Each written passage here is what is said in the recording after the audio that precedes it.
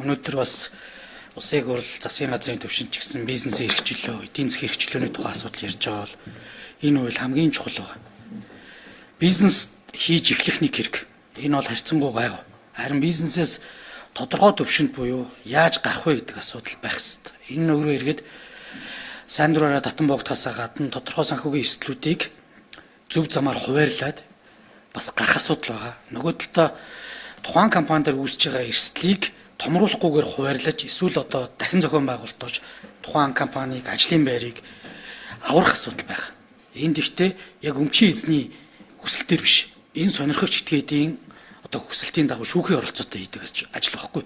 Тэр компани гэдэг туйлын тэр хүний өмч бишээ гэдэг зүйлийг бидэд бас ойлгох хэрэгтэй. Тийм учраас энэ төлбөрийн чадваргүй дампуурлын үйлийг хийгээд хариуцлагатай бизнес хийх хэрэгтэй. Цаана олон хөрөнгө оруулагчдын итгэлийг аваад хөрөнгийг авчаад зөв бас менежмент хийгээд асуудлуудыг эрсдлийг томруулвал энийг баг дээр нь зогсоох асуудал ерөөсөө л энэ хуулиар шийдэгдэж байгаа. Тэгээд 97 онд батлагдсан хууль гараад 99 онд энэ хуулийг шинжлэх ёстой юм байна гэж ажлын хэсгийн анхны дүгнэлт гараад явсан. Маш олон төслийн хөлбөрүүд явсан боловч сүүлд Дэлхийн банкнд одоо үзүүлэхэд за энд ерөөсөө санхүү төлбөрийн чадваргүй дампуурлын асуудал ойлгодог хүн бичээгүй байна гэд бид нэр тэр төслүүдийг урьж хайж агаад Дэлхийн банк IFC-ийн зөвлөгөөттэй сууж агаад энэ төслийг босгож ирсэн. Миний хувьд бол одоо энэ миний бараг үр хөвгтөөс ялгаагүй төсөл واخгүй. Тэгээд энэ бас дутууд улмыг нь бий. Энийг одоо маш сайн ажлын хэсэг гаргаад процессыг нь бүр илүү их тодорхой болгоод ингээ өгмөр байна. Энэ ерөөсөө эдийн засгийн цэвэрлэх асуудал байна. Энэ зомбирод одоо хөрхий одоо байхгүй болж болдгоо. Ингээд нэг өлгөн салхан эцдүүд нь нийгмийн даатгал татвар дээр байнга дуудагдж идэг. Хоёр чихнээс өөр юм байхгүй. Тэгэхээр ийм зүйлүүдийг нэг талтаа гаргаад шийдэд явахын асуудлыг бол одоо хийх нь зөв байгаамаа. Тэгээд нэр томьёог ч гэсэн нэлээд бодож иж өгсөн. Энэ нэр томьёог зохиосон дараа нь хил шинжлэлийн ухааны хүмүүстэй бас нэлээд зөвлөгөө авч иж бас ийм үг байж болох юм байна гэдэг зүйлийг одоо тухайн үедээ бас ажлын хэсэг бас дүгнэлт гаргуулж ирсэн. Уулзж ирсэн шүү. Дүгнэлт гэнэ. Уулзаад бас хил шинжлэлийнхэнтэй бас ярилцаж хэлцэж бас энэ нэр томьёог авсан юм аа. Тэгээ ерөн зүгээр нөгөө өөрийн өрөнгийн дутагдал буюу тэр яг дутагдалд орж байгаа хэсэг 3 дахь читгэж юм уу сонирхч гэдэг мэддэггүй. Бүх юм байхгүй болсны дараа юу илээгээд авдаг. Тэгэхээр энэ дээр дампуурлын ажиллагаа эцсийн шатанд орцсон байдаг. Тийм учраас энэ дээр одоо мөнгө урсгалын хэмжээ буюу гэрээний үргээ биелүүлэхгүй байгаа. Тэр хэмжээнд дээр мэдээд ирнэ. Чи мөнгө өгч чадахгүй, төлбөрөө төлж чадахгүй байгаа юм бол энэ нөхцлөд эвгүүцсэн юм биш үсттэй гэдгийг сонирхч ихэд мэдэх болцоо одоо болж байгаа. Тэгэхээр дан ганц тэр шалгуураар биш хослмол энэ одоо өөрийн хөрөнгийн дутагдал болон мөнгө урсгалын аль аль шалгуурыг барьж байгаа нь бас нэг талтаа бид энэ дампуурлыг одоо бас нэг тодорхой хэмжээнд хязгаарлах асуудал болж өгнө. Шалгуур нь одоо болж байгаа. Хоёрдугаар энэ дампуурлын иргэн дээр нэг л зүйл байгаа. Тэгэхээр энэ хэрэг гүйцэтгэгчид этгээдүүд байдаг. Энэ өөрөө компани захирлуудаас ур чадвар дутхааргүй хүмүүсүүдийг бэлдэж оруулах хэрэгтэй. Тэгэхээр энийг хэн бэлдэх вэ гэдэг дээр бас хуулийн эзэн дээр яаж орж ирж байгаа вэ? Хоёр хөлбөр л байдаг л да. Хууль зүйн бэлдэх үү? Эсвэл энийг шүүхийн ерөнхий зөвлөлийн дэргэд бэлдэх үү? За эсвэл одоо худалдаа ажрын танхим хамтарч хийх үү гэдэг зүйлүүд байна. Тэгэхээр энэ зүйлүүд дээр ямар хуулийн төсөл төр хэрхэн яаж орж ирв? Хоёрдугаарт яг өнөөдөр бол дампуурлын харьцааг хоёр үндсэн хуулиар зохицуулж байгаа. Дампуурлын хууль болон банкны хуулиар. Энд бол банкны хууль хамаагүй бусад хуулийн этгээдүүд орж ирж байгаа. За хувийн дампуурлын асуудлыг бас сайд маань хэлж байна. Энэ зөв. Энд ихтэй өнөөдөр бас хөдлөх хөтөлбөрийг банк барьцаалж байгаа бас жоохон эрсдлүүд бол бий. Тэгээ санхүүгийн сахилга батуулан тэр иргэдийнхэн бас санхүүгийн скоринг хийдэг болчоод бас хувийн дампуурлууд бас алах зайлшгүй шаардлага байгаа. Тэгээд энэ одоо бас шүүхийн оролцоотой шийдэж байгаа учраас арилжааны шүүх байгуулагдах зайлшгүй зүйл шаардлага байж магадгүй. Энэ дээр бас хууль зүйн дотоод иргэн сайд ямар байр суурьтай байгаа вэ гэж асуумаар байна. Тэгээд үе үеийн сайдуудаа бас баярлалаа. Алтан гэрэл сайдыг энийг бас өргөж улсын хурлд хилцэх тэр болцоог нь бас олгож өгсөнд баярлалаа. Энийг хилцүүлэе гэдэг бодлогын үед дэмжиж байгаа бас энэ хоёр сайдад бас талархаж байна. Тэгээ энэ дээр бас тал талын оролцоотой зүйлүүдийг нэг ажлын хэсэг гаргаад хилцээд яваасаа гол асуудал байгаа. Жохон жижиг дунд аж ахуйн гэж байх жохон томцсон процесс байгаа. Энийг жохон хэлбэрчилмаар байгаа. Хоёрдугаарт нийгмийн даатгал болон татврын үр эрийг хэрхэн яаж цэвэрлэх вэ гэдэг дээр бас сангийн ам болон засгийн газартаа зөвшөлдөх ажил бий. Тэгэхгүй нөгөө сангийн ам маань шүүхийн шийдвэр гараад дампуураад ингээд байчаад хахад татврын авлага нэртэйгээр төсөв үйл төр нөгөө тоонуудыг баталсаар л яваа. Тэгэхээр энэ цэвэрлэгийг яаж хийх вэ гэдэг нэг том шийдлийн асуудал байгаа. Тэгээд энийг ерөн зүгээр яаралтай бас хилцээд сайтар ажлын хэсэг гаргаад яваад богино хугацаанд бас баталгыг ирмэлзэж ажиллая гэдэг бодол байна. Тэгээд саяны 3 асуултанд бас хууль зүйн дотоод иргэн сайдыг хариулж өгөөч гэж хүсэж байна. За энэ хууль маань бол одоо манай сайн зэрэг гишүүний яг ориг хүүхэд нь байгаа. Тэгэхээр одоо сайн зэрэг гишүүн маань бол сайн мэдж байгаа. Бас их олон эцэг ихтэй. Энэ үндсэндээ одоо он гаруулын нэг 10 дахь жил рүү орох гэж байгаа. Энэ хуулийн төслийн анх судалгаа эхэлсэн байдлыг бол одоо Дэлхийн банкны төсөлтөд 2016 оны намар энэ хуулийн төслийг боловсруулах асуудлаар санамжчиг байгуулж эхэлж ирсэн. Тэгэхээр би өөрөө бас дэд сайднд байсан учраас энэ санамжчигт гарын үсэг зурж исэн хүн өөрөө бас байгаа.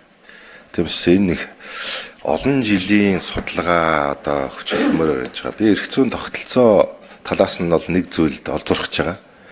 Тэр нь одоо манай хууль гишүүд одоо Тэмүүжин гишүүн ялангуяа их ярьдаг энэ процессын шударгаас гэж. Хууль бол маш дэлгэрэнгүй процесстэй байх хэрэгтэй. Зузаан байх хэрэгтэй гэж ярьдаг. Тэгээ тэр талаасаа энэ бол манай хуулиудын дотор бас нэг тийм шин жишг гаргаж байгаа би хуулийн төсөл гэж итгэлтэй хэлж байна. Өмнөх хууль маань хэлсэн би 30 зүйлтэй байсан бол одоо энэ хууль 160 гаруй зүйлтэй. Тэгэхэд яг энэ хуулийг зохицуулж байгаа Германы хууль гэхэд 360 зүйлтэй байна. Тэгэхээр бид тэр жишг рүү өөрөөр хэлбэл илүү их процессчул дэлгэрэнгүй бичих тэр тал руу ойртуулж төхүүлсэн хуулийн төсөл цаашаад бусад хуулийн төслүүд гэсэн яг энэ загвар модельээр орж ирдэг байх шаардлагыг хууль зүйн сайдын хувьд барьж ажиллана. За энэ дээр сайн зэрэг гишүүний асууж хэд хэдэн асуудал бас гүйцээх асуудал байгаа. За тухайлбал хэрэг гүйцэтгэгч хэн бэлдэх вэ гэж. Өөрөөр хэлбэл энэ иргэний шийдвэр гүйцэтгэгчтэй холбоотой энэ асуудал бол бас тогтолцооны асуудал байна. Одоо байж байгаа шүүгэн шийдвэр гүйцэтгэх байгууллага ийм бүтцээр хууль зүйн сайдын харьяанд ийм захиргааны статустайгаар энэ ажиллахгүй. Тийм учраас шүүгэн шийдвэр гүйцэтгэх тухай хуулийг миний бие маргааш засгийн газрын хуралдаанд оруулаад татаж авах гэж байгаа. Яагаад татаж авах гэж байгаа вэ гэхээр энэ хуулийн концепцтэй бас нийцүүлэх шаардлага байна. Тэгэхгүй бол уйлдахгүй байна бас нөгөө хууль маань. Тийм учраас энд уйлдуулах чиглэлээр би татаж аваад 1 сард гэлс энд боловсронгуй болгоод 2 сарын сүүлээр хаврын чуулга эхлэхээс өмнө их хурл дөрвөн барьчихъя. За ингээд бүтэн болгоод явах хэрэгцээ шаардлага байна. За энэ дотор тухайлбал иргэний шийдвэр гүйцэтгэгчийг ямар байдлаар өөрөөр хэлбэл төрийн хүчээр ажиллуулах уу, хувийн хөвшилтэй хамтарсан бүтцээр ажиллуулах уу, энийг дагаж мөрдөхөд нэлээд хугацаа шаардах юм байна. Би яг хэлж мэдэхгүй ч гэсэн ямар ч бас нэг 10 жил ийм бид нар шилжилтийн үе явах юм шиг байна.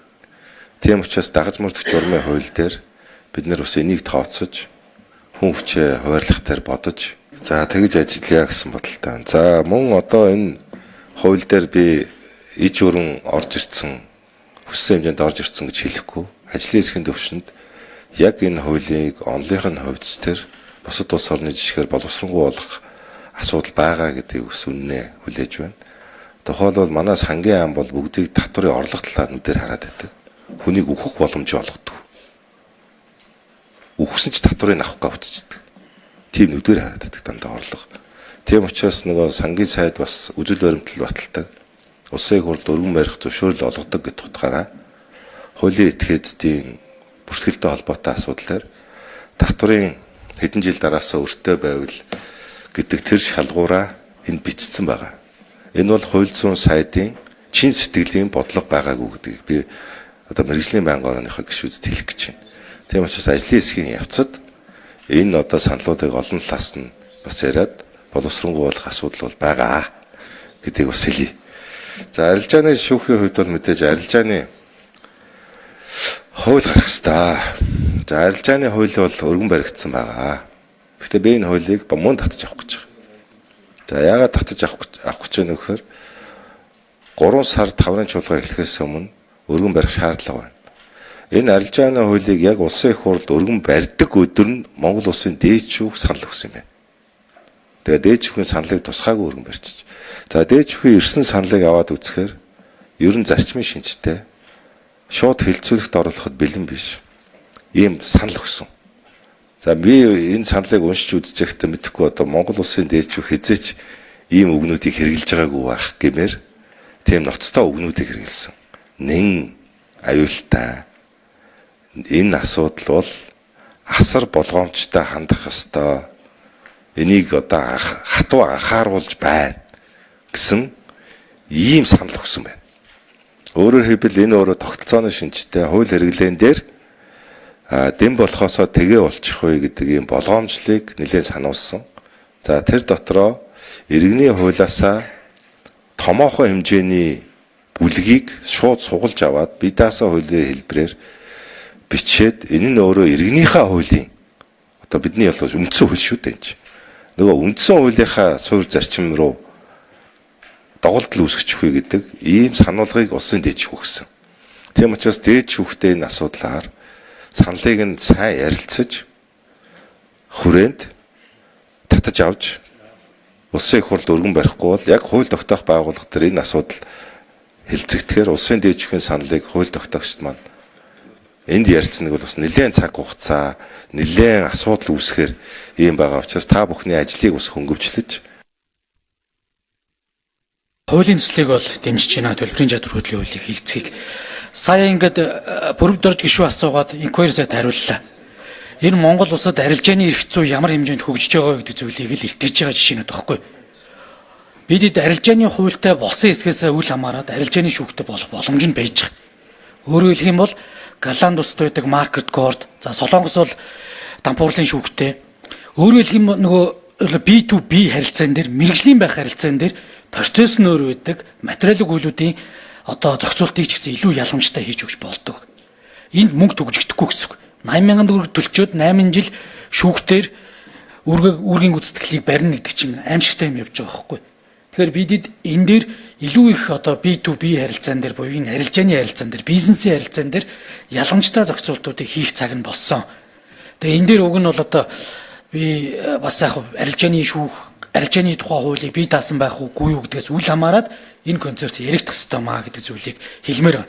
За энээс уламжлаад аль болохоор төрийн тэр байгууллага арилжааны шүүхтэр бус магадгүй тэр арбитр илрүүлэн зөвлөлтөөр илүү их мөнгөний эргүүд зөв шийдэгдээд явах юм бол илүү нааштай болно. Тэгэхдээ өнөөдөртөө бидэд арай жоохон мөнгөний болон гэрээний харилцаа, мөнгөний үн цэнийг ойлгодог тийм шүүхийн дадлаг хандлагыг бий болгомоор байна. Манай шүүхийн л харилцаа шүү дээ. Яг үндэ хэлэх шүүхтэрийн прогрессив жоох юм ярих хэдэн хүмүүс ойлгодог, хинх нь айдаг. Тэгээ том үг бичдэг. Тэгээ систем эрх мэдлээсээ салтгүй. Мөнгөний эрг өөрсдөр нь ир шийдэгдгийг хүлээгээ явж байгаа байхгүй. Тэгэхээр ийм зүйлүүд байх юм аа. Тэгээд энэ дампуурлын хуулийг бол одоо бас шийдэж байгаа нь тусдаа юм арилжааны шүүхтэй болох асуудал зайлшгүй яригдана. Хэрэг гүйцэтгэгчдийг буюу бэлтгэх тогтолцоо. Энэ шүүхийн шийдвэр гүйцэтгэл бол биш шүү. Энэ бол цэвэр бизнесийн бараг захирлын хэмжээнд ажиллах чадвартай шүүхтэй харилцах, хувьцаа эзэмшигч буюу хөрөнгө оруулагчтай харилцаж ядах, тэгээ бизнесийн тэр захирлыг төрж өгөхтэй шүүхийн оролцоотойгоор содиж ажиллах нь тухай байхгүй. Шүүхийн шийдвэр гүйцэтгэгч биш. Бид энийг тогтолцооны хувьд ойлгох хэрэгтэй. Өнөөдөр нэг 10 хүн байт юм аа. Дандаа өмгөөлөгч суурьтай. Бас юмасаа ойлгохгүй. Тэгэд ийм юм дээр явж байгаа учраас энэ 200 хэдэн зомби, 200 хэдэн компани дотор ч баг 50-60 мянган зомби компани байж байгаа. Тэгээд өргөн барихтаа дагж байгаа хуулиудыг жоохон юм сэглээд өгчөж.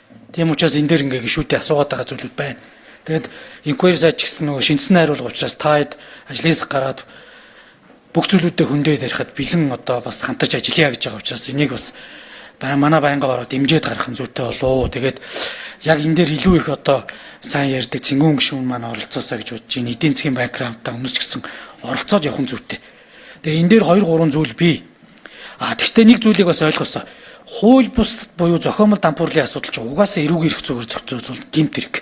Тэгэхээр энийг бидэд ялгаж өгжиж энэ гэмт хэрэг зөрчлөөж гисэн энэ иргэний кейсээс